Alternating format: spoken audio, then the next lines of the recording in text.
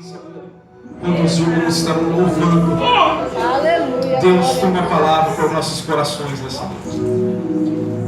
Capítulo 13 de Lucas, do versículo 6 em diante, diz assim a Bíblia: e dizia esta parábola: um certo homem tinha uma figueira plantada na sua vinha, e foi procurar nela fruto, e não achando, disse ao vinhateiro, disse ao lavrador: eis que há 3 anos venho procurar fruto nesta figueira, e não acho, corta ela, porque ela ocupa ainda a terra inutilmente.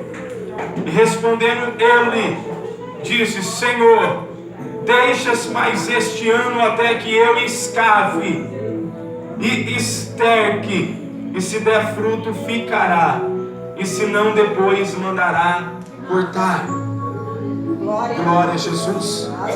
Olhe para a pessoa que está do teu lado e diz para ela: Deus fará da segunda casa uma glória ainda maior do que a primeira. Podeis assentar. Lembrando que não tinha mais condições, mas a diferença está quando você olha uma pessoa que está numa situação pior do que você está. Porque você sabe a situação que a pessoa se encontra, sabe a dificuldade, mas ela não desiste. Aí, como diz a Lariete lá, que querido, dizendo que é para nossa inspiração, se você não desistir.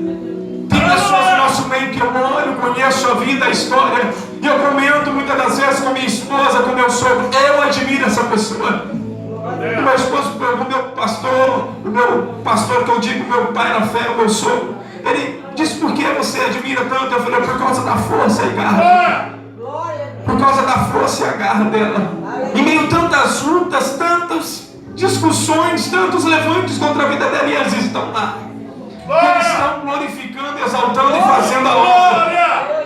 Embora aconteça o que aconteceu, que uma grande invasão adentra e destrói todo o templo que foi formado por Salomão.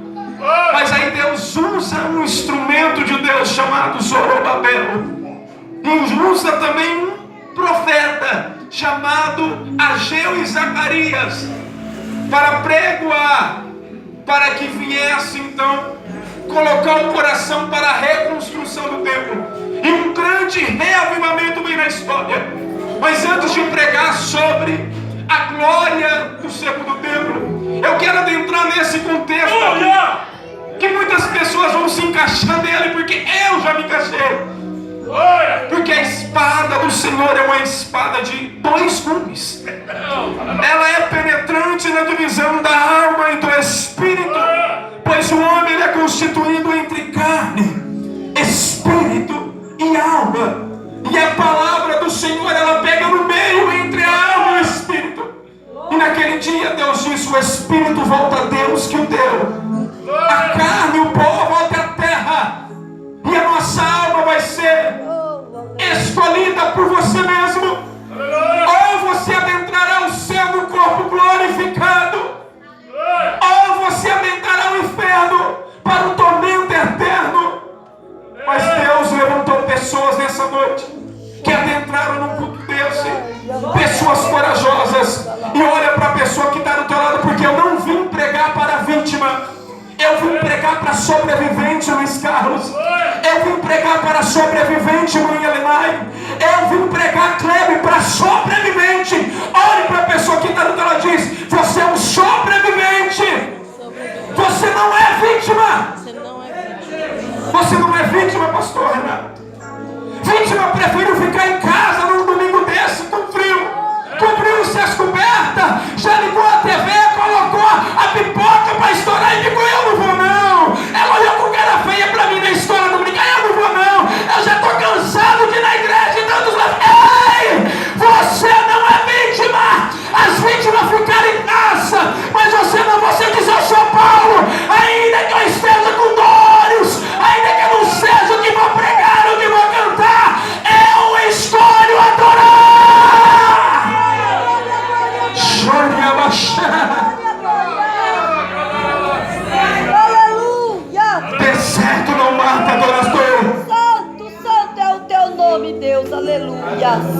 Desprezo não mata, chamada de um escolhido. Esquecimento não mata aquele que foi escolhido por Deus. Glória a Deus. Humilhação não mata. As cicatrizes estão no corpo da senhora. As cicatrizes estão na tua alma, rapaz.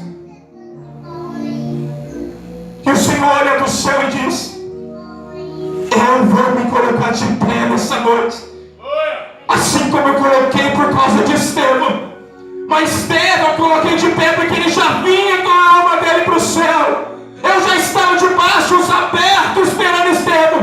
Mas você ainda não é tempo de morte. Eu trouxe você nessa noite porque eu vou dar uma injeção de ânimo na tua história, na tua vida, na tua casa, para você marcar a geração de Sertãozinho, para você marcar a geração do século 21. As pessoas vão adentrar e olhar você e vão dizer: não, eu tenho que prosseguir. Olha que coisa linda que Deus fez na vida dela. Deus! Lucas começa a descrever aquilo que ele vê e ouve depois de passado alguns tempos. Que ele começa a escrever o que Jesus disse.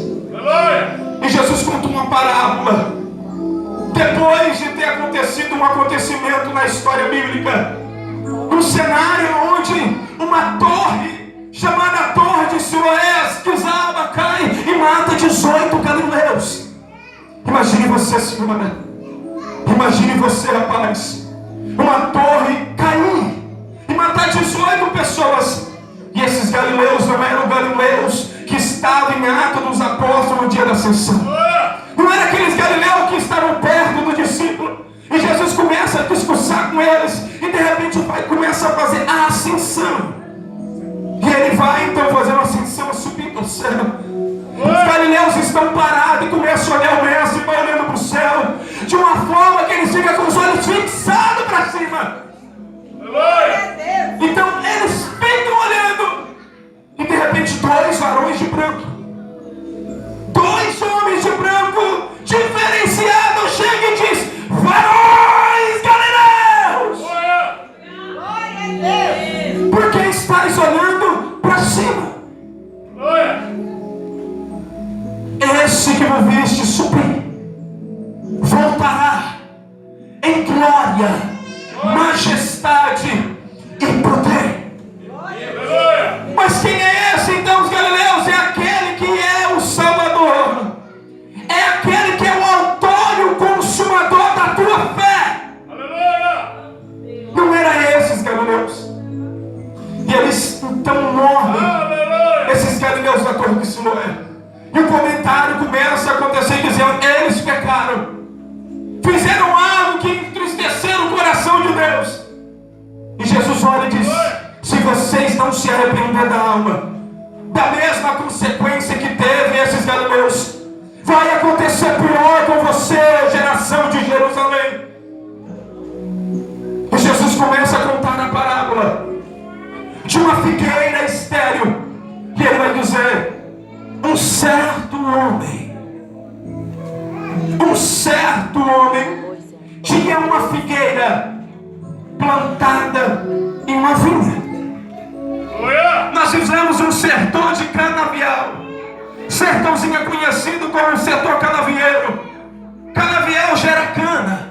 Várias canas, uma do lado da outra, gera um canavial. Vinha. Camadas de árvores plantadas, constituídas com figueiras. A videira ela gera uva. Imagine você agora. Não precisa ser agricultor, não precisa conhecer de terra para você entender que para você plantar uma semente você precisa lavar, você precisa trabalhar a terra. Mas agora esse lavrador aí, ele acredita numa semente que não é semente de videira, não é a semente que vai ser plantada em uma terra de vinha. A Bíblia vai dizer que a figueira vinha. Em uma terra de vinha. Duas árvores distintas. Figueira gera figos. Videira gera uvas. Agora é uma árvore plantada, só que essa árvore de comigo era diferente.